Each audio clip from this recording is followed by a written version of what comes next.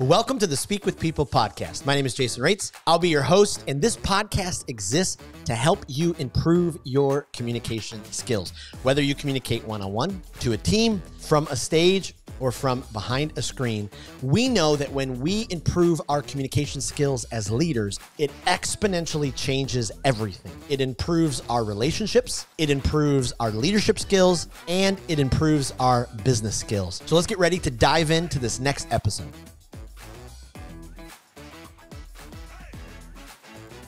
Well, how do you overcome stage fright? Whether you're presenting, leading a sales pitch, maybe speaking at a conference, maybe even talking to your own team in your boardroom, how do you eliminate that stage fright?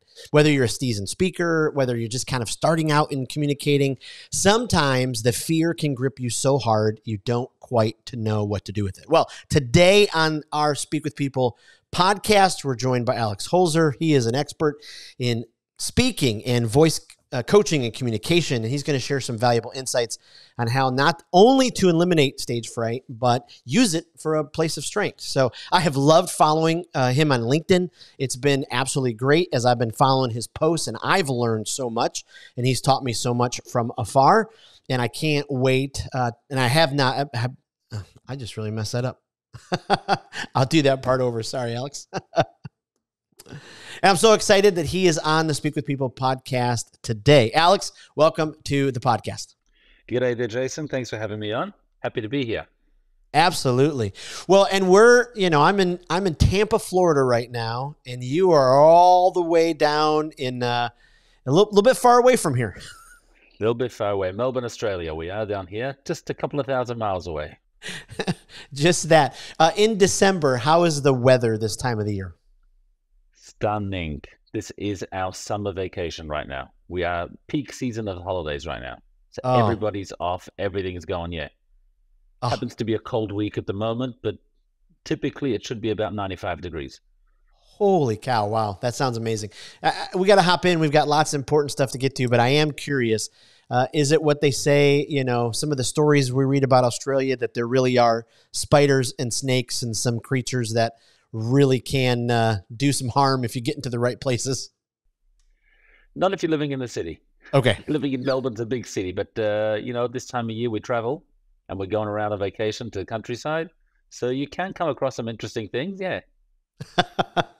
I'm sure that's true of where we all are at. Well, hey, before we hop in more, let's let our audience kind of get to know you a little bit. Maybe share a little bit of your story, where you're from, what you do, all that kind of stuff. My story is kind of boring. I'm not the guy who had trouble and struggled, and suddenly I had this epiphany where I picked up a book and I learned about speaking, and that changed my life. Speaking and being able to get up and represent the group, be it the family, be it the class, is something that I was always good at. It's just something that I enjoyed.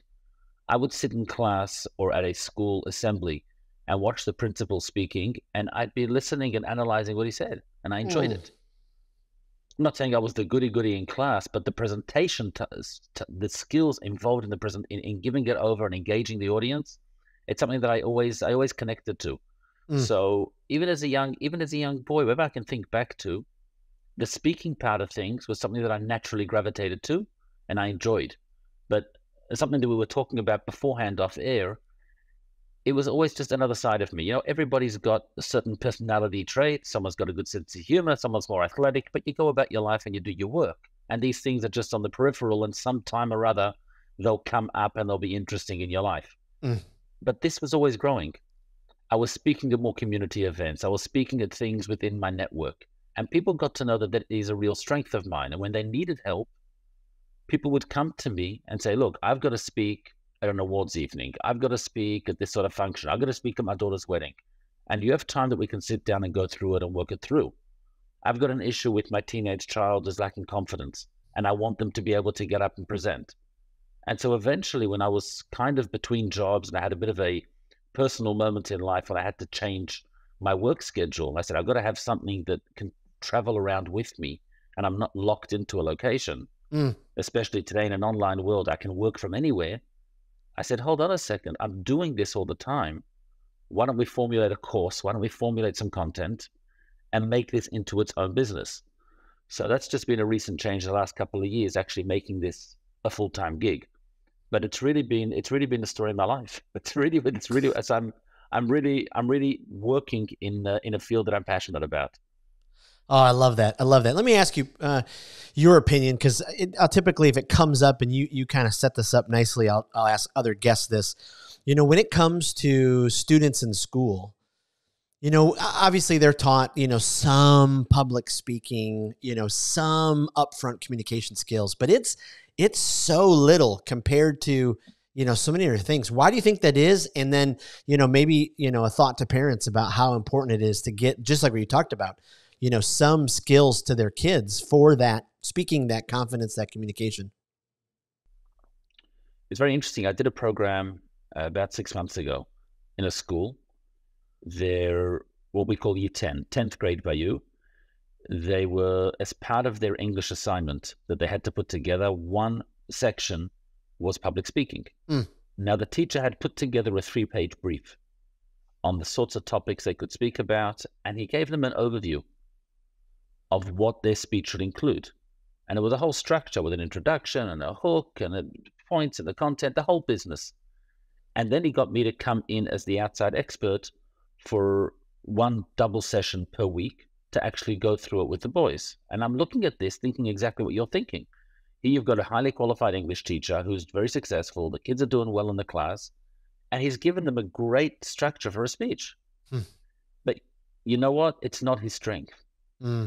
It's really not his strength. And I came in and I mixed up the class. I would spend about 5 or 10 minutes discussing a concept within public speaking, a concept about communication, how to connect with your audience, how to get over that fear to get up and to start speaking. And then I would throw it out to the class. And we would set a task, and they would have to get up and speak the first week for 30 seconds, and the next week for 90 seconds, and afterwards for 3 minutes. And we'd start to build them and give them experience. And you would see the different students in the room. Of course, you had the more confident ones, or you had the other quieter ones who were quite skilled. And then you had the ones who were really scared. And over the weeks, you'd see them actually start to think and start to prepare. And then we would, you know, I'd play it on them. But the last session, I was really sitting to the side, and the class were giving the feedback on each other. Yeah, they'd already got the concept, and they were looking at each other, and it became an interactive group where they were helping each other. And there was feedback from each other. It was fascinating. And the teacher loved it. It was like you brought out a whole different side to them. He's like, you know, X, Y, and Z were always the shy ones. They'll never get up in class and participate. And you know, it took a couple of weeks, but you brought it out of them. So he may have the general concept. He may know the ideas, but it's not his world. He's not living and breathing it. And you need somebody sometimes who's just an expert in that field. You know, everybody knows something about their accounting and how to manage their business on a simple level. But there are times when you got to go to the tax specialist and speak it over with them. They live it, they breathe it, and they'll help you out, and they'll iron things out. And I think it's the same thing. Everyone communicates. It's what we're doing all the time. We are human beings and we communicate. But sometimes you need to go to the coach. And sometimes, you know, you just need to fix up your technique, have a few things pointed out to you, and get some words from somebody who's just living and breathing this all the time. They can see it a little bit differently. Absolutely. Absolutely. Oh, I love that. That is so helpful.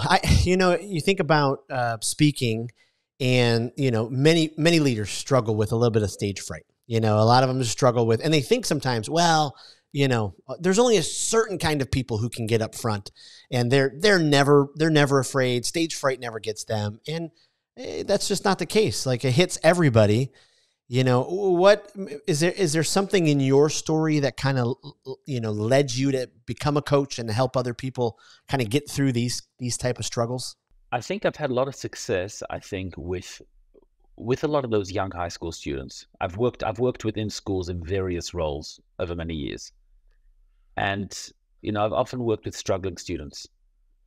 They're not doing well in the class, they're not doing well socially, and you need to do something. And you find an angle, you find something within the curriculum that actually speaks to them. And you work for a couple of weeks to prepare a presentation.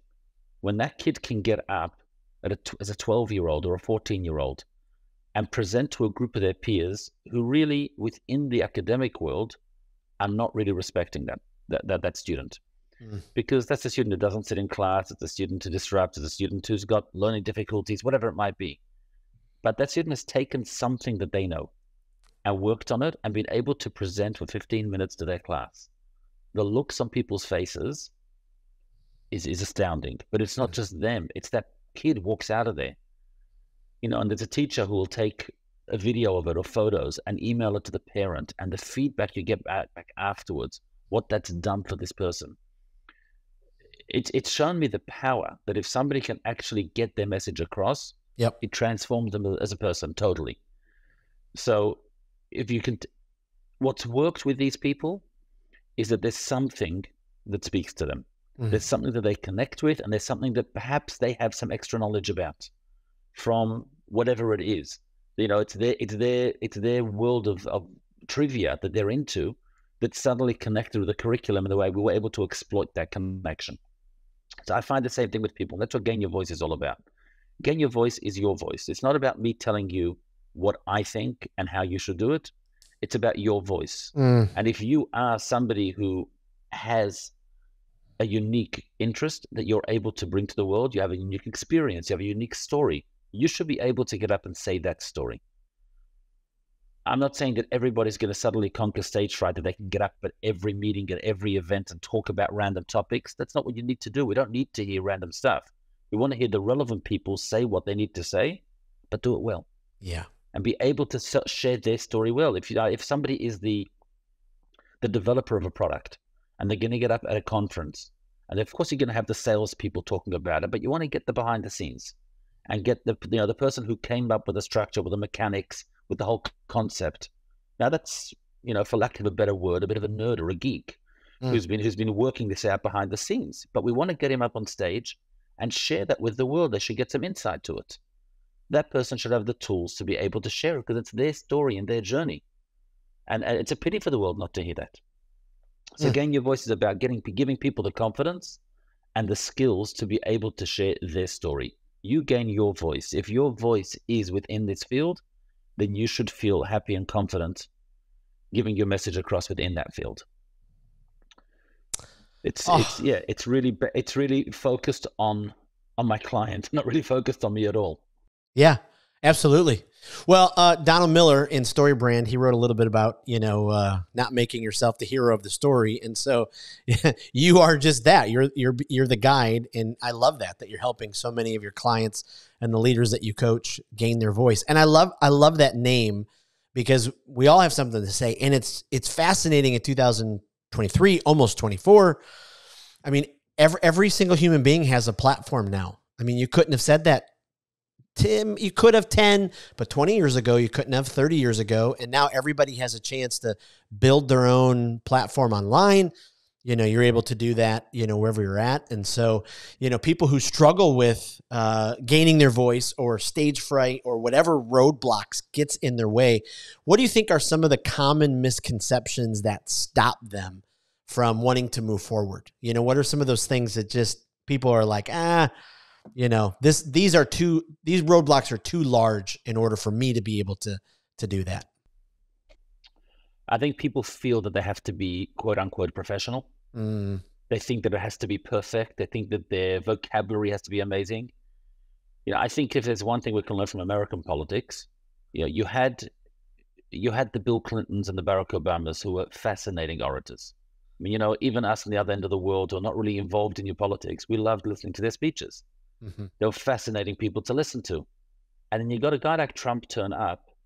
Forget about politically. His whole style of speech was just like talking to the guy at the pub. Yep. Yeah. I'll tell you, I'm a salesman, and I'll tell you how to do it. And his message cut through.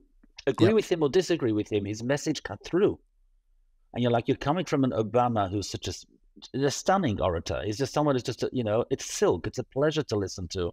He's got the presence. He's got the vocabulary. It's intellectual. It's fascinating. Yep. And here you've got a guy who's just a salesman and just coming across as a salesman, and they're both drawing big crowds. And they're both getting messages to cut through. And like, hold on, there are different styles here. Right. You don't have to be the best. You just have to be good at who you are. or you have to have a message, or you have to have some way of connecting to your audience. To have one after the other was just a stark contrast. And it's not as if you're like, hold on, one's brilliant and one's just street level, and then it's not going to work. No, it can work. Right. Depends who you are, depends who your audience is, depends what your message is. But if that's what works for you, well, then that's your voice. That can work too. Absolutely. I think one thing you're bringing up here is when I start dealing with a client, I'll spend the first session or two really getting a good breakdown of everything that client does. And, they're coming to me for a specific need. Yes, I understand. They're coming to me because they've got events coming up, because they're struggling to lead their team in the boardroom, because they want to get up and present their business to a wider audience. They want to launch their online presence, whatever it might be. Yep. I'll spend time interrogating them and really getting a good overview of what they do and finding an area where they are successful. So, for example, I've got a fellow at the moment who's he sells development projects, quite high-end stuff. And he says to me, one-on-one, I'm king. I've built my business on one-on-one interactions, getting the trust and talking them through and telling them an experience. But I'm going to have to speak at conferences. I'm going to have to speak at networking events. I'm going to have to speak to a different audience because we've got different projects coming up. And I've got a whole team that I'm leading. What I'm working on with him is saying that take the area that you were successful in, take the skills that you know work, and let's just take exactly that formula and transfer it to another area. So at the moment, it's a conversation of me and you. It's two guys here having a conversation. That's easy. Anyone can sit down, relax. You got a cup of coffee. We're sitting at the desk. We're having a chat. It's easy. Everyone knows how to do that. I also understand that behind you, figuratively, there could be tens of thousands of listeners. You represent a whole big audience. But if I can frame that as just a conversation of one-on-one, now, you know what? I'll just make sure that I speak loud enough and clear enough to include all those other ones and ones and ones and ones and ones that are out there. But I'm just going to view it as something that I'm comfortable doing and try and transfer that across to another setting. And I try and find that area where that person is successful and tell them, hold on, you do know how to do things and you have tasted success. Let's break down what's worked for you and see if we can reframe the other setting into relatable terms for you. So it won't be that scary anymore. You know you've done it before. You know you've done it in a similar way with a slight tweak. Yep. We can get you to be comfortable in that other setting as well. Oh, that's so helpful. I mean, just being able to break something down for someone and pointing out, some action steps and a plan. I mean, that is, incredibly. I talk with HR directors from time to time, business owners, and I was having an interesting conversation with a business owner the other day, and they asked, what do you think is one of the, primary roadblocks to, success in my company, in the workplace? And I just brought up, I think your people need to learn how to communicate, and it starts at the top, and, you said it earlier, we do it all day long. Like, we communicate all day long, but we seldom take the time to go and invest in making sure our communication is actually working. And that's the fascinating thing. What do you think are, a couple of the skills, techniques that are most helpful, for some leaders when, now, like the person you're talking about, now he's got to go and stand up in front of, even more people. What are some of those skills and techniques, that help get them ready for when they're, standing up and sharing? Sorry, in my slideshows to students in school, I put up a picture of a head, and I asked them to point out on the head, where do we speak from? Now, most will point to the mouth, but hopefully by that point in the presentation, I've already given them enough knowledge beforehand that they end up pointing to the brain. It's the thought process, right? Yeah, he says to me, look, I want to come across natural. I don't want to give something scripted. I want it to be my flavor. I want it to be me naturally speaking. I said, you know what? Don't think about how you're going to say it at all. Ignore how you're going to say it. Let's get the ideas straight. Let's understand the structure. Let's understand your focus. What's your message? Let's get the whole brains behind it. When you are clear about what and why you're selling here, you'll find a way of saying it in your own words. That's just the filter that's going to bring it out. and it'll come out with your personality. Don't worry about trying to script personality. What you need to work on is understanding exactly why you're there. What's your message? What's your focus? I said, you could get up and share 3 stories of interactions you've had with clients that could be very funny and very interesting that you just shared with me. We're very comfortable chatting about. Just imagine it's just a conversation. Now, you could have a competitor in the room who's looking at you and saying, hold on a second, mate, you're wasting your time. Why are you telling stories? And you're meant to go through all this technical knowledge people need to know. But you know that the stories actually include this point, that point, and the other point. Yep. And by the end of the story, you've kept everybody entertained. You've spoken in a manner that shows you at work. So you've been able to demonstrate competence in the field as well as knowledge. You've kept your audience there. And by the end of it, they've got the information they needed as well. So you're not wasting time saying stories, because when people are hearing stories, in your mind, you're thinking through a spreadsheet of facts and figures. That's actually what you're thinking, because you're focused on what you need to say. It just happened to come out in a way that's personal for you, and you're able to share the message that way. So I don't talk about how you're going to say it. We're going to spend all the time thinking about what you're going to say, exactly, really, really hone in and focus on what is your message. What do you want them to walk away with? And then everything else can build itself around that point. Think about how you're going to structure that. What are the steps that are necessary to get that message across? What do your audience know? What do they not know? What do they need to be educated about? How can we work that together? And then you'll find a way to say it. That'll be the last step. I posted recently about a speech I had to give a couple of weeks ago at an event where 2 weeks was spent trying to get my head around what's my angle going to be for this event. How am I going to approach it? I wasn't so happy with the structure of the event, and I had to find a way that I was comfortable with. Once I worked that out, I prepared the speech the day before. But it was once I understood exactly my position, how I was actually comfortable being on stage, introducing and connecting with everything. Once I knew my position there, then everything else fell into place. I knew I had enough thoughts, I had enough feelings, I have enough background. I know that's all there. Yep. But which parts am I going to pull together? I need a focus. I need something that's going to string it together. And once I could figure out that focus, and I could actually feel comfortable in the setting, the rest of the speech will write itself. Don't worry about that. Don't sit there with a thesaurus and trying to look up catchphrases and key lines and takeaways. They'll build themselves. Yep. Oh, that's so powerful. That process of wrestling through the angle, like you talked about. I mean, I think sometimes people, they blow past that phase because they're like, I just got to get this done. Let me put it all down. But they don't spend enough time doing what you just talked about, just trying to make sure that they understand that angle well enough, because once you do, you're exactly right. It just all falls into place. I mean, it's amazing. And I think that's one of the keys I've found to just kind of being my authentic self when I step onto the stage. So many people, they want to be able to just have a conversation, like they're having just a cup of coffee with someone else on stage. I think that's a big part of it. You've done the wrestling. You know exactly what the angle is. You're ready to share. That's just so powerful.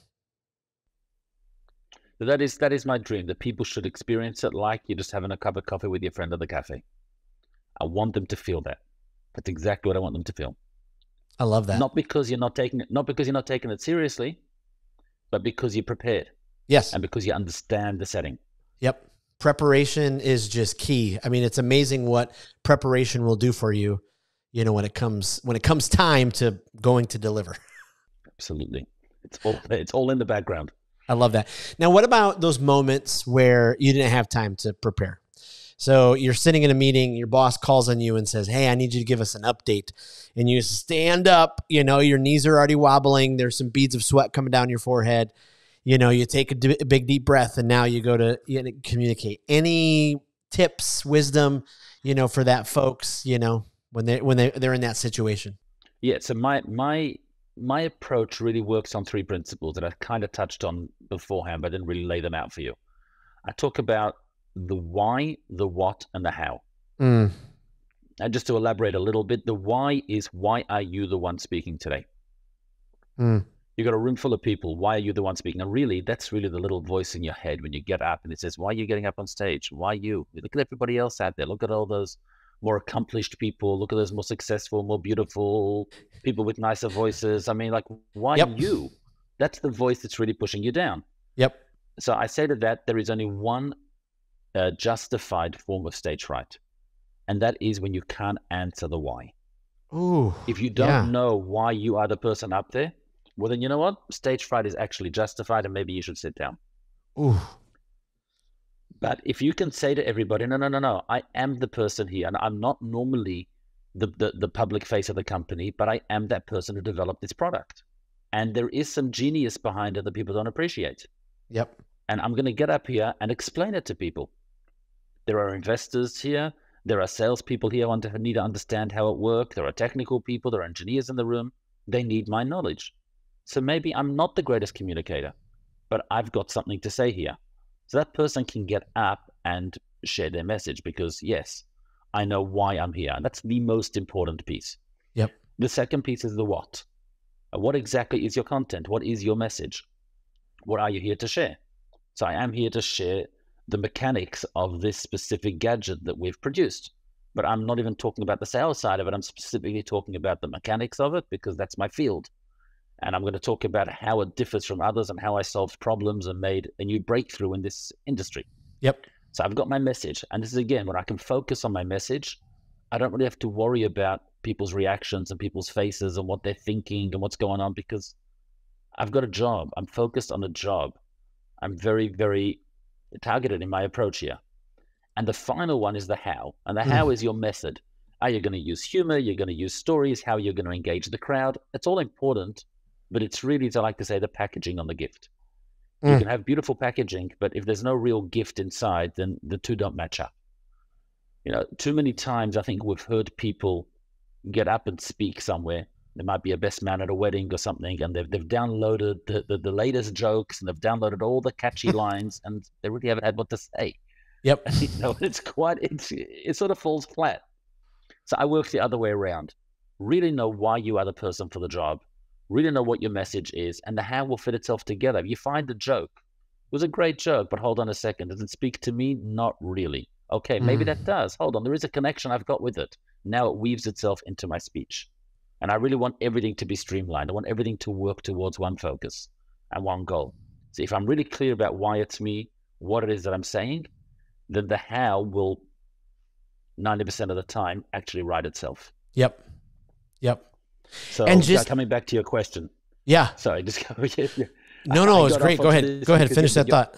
Yeah, you asked about the guy in the boardroom being just asked when he's not ready to get up and speak. So that person gets up and says, "Hey, I am a bit nervous. So you threw the spotlight on me. I wasn't ready for this. But hold on again. Why is he asking me to speak? Because I'm a member of the following department and we're working on this project. We're part of a collaborating team. So that's why I'm speaking. What do I have to say? I do have facts and figures from my desk and from my last team meeting. So I do have what to present. I may not be the team leader, but I do have information. And now I can go along just working on a few how skills to just make sure I get that across, even though I have had the ball thrown at me when I'm not ready, I can do so.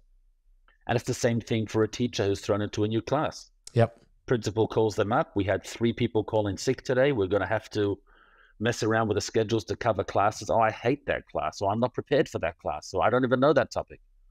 You're going to have to tell yourself, why am I there? Why am I the person who's been called in? What do I have that I can share with them today that might not be on their curriculum, but set a goal, set a learning objective for that class, and then you'll work out a way to do it. And it might be different to usual, but that clarity of thought and that process will guide you through. I love that. I love that. And I love the simplicity of it. There's such 3 great questions. I talk to leaders all the time who want to overcomplicate it. They make it so confusing. And if leaders, communicators could just stick with that. Okay, I know the why, the what, the how. I got these details straight. You know, they're looking at success. I mean, it's just amazing. That's it. It's pretty simple. Well, and it goes back to what you talked about earlier. You know, we all have these thoughts in our head all the time, you know, and they mess with us. It's just amazing. I had a guest on the podcast a couple months ago. We were just talking about that internal dialogue that happens, or I guess the monologue that happens inside your own brain. And if you can get through that, it's like the sky's the limit, same situation with what we're talking about, to being able to move through all of that. And that's what you see in the online world today. You're getting just, quote unquote, average people who are getting massive following just because they're doing something well. Right. They're not the stars, but somehow they're cutting through. And as you say, you get your mindset in order, you get your structure in order, the sky's the limit. It's incredible. So speaking of that, people are online talking all the time. You got teenagers who have built, we have some teenagers with, 1 million, 3 million. Huge. I mean, it's just insane. I don't know if you're much of a futurist. Every once in a while, I like to play in my head, like, okay, what's this going to look like in 10 years?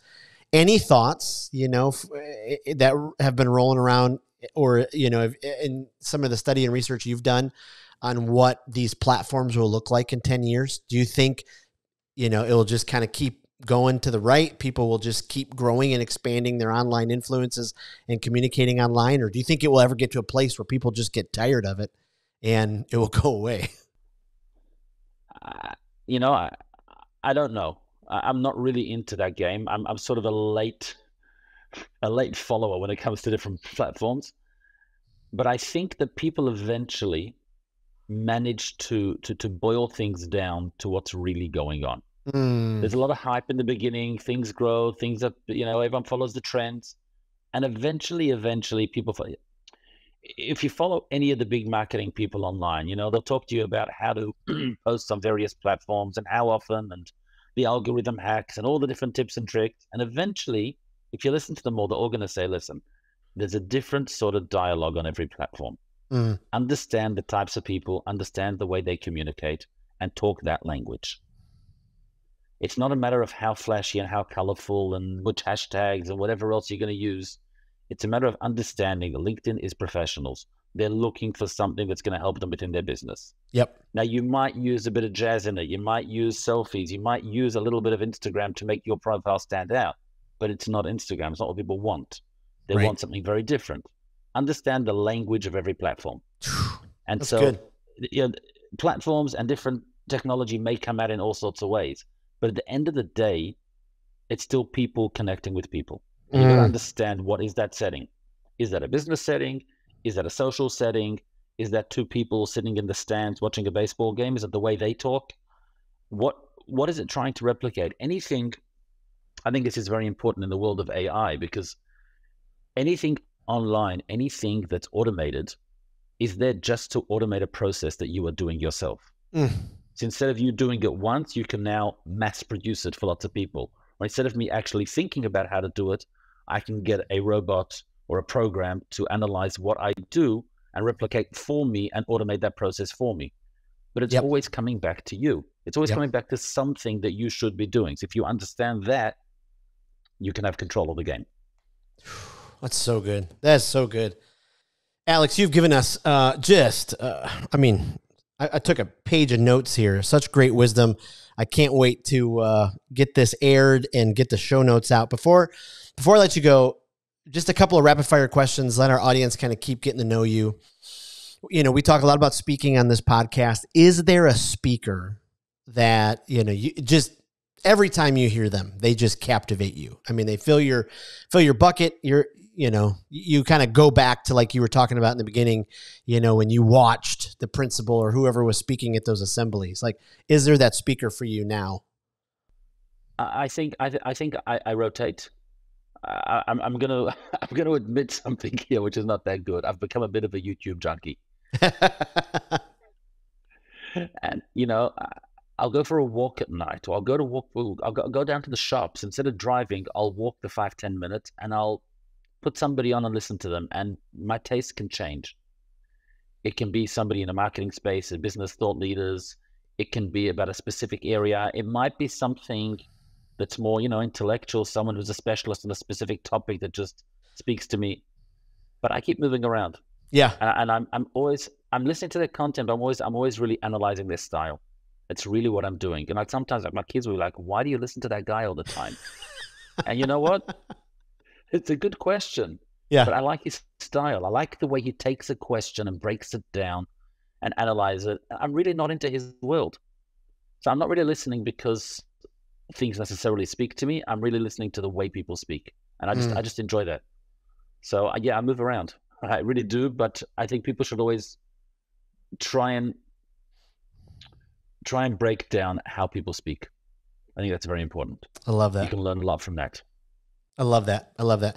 Is there a podcast that you love, either a guilty pleasure or development that just kind of fills up your bucket?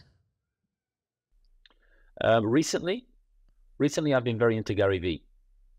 I've been away from him for many years. Many years I haven't really listened to him at all. And he's totally not my style at all. But again, I like the fact that the man is focused.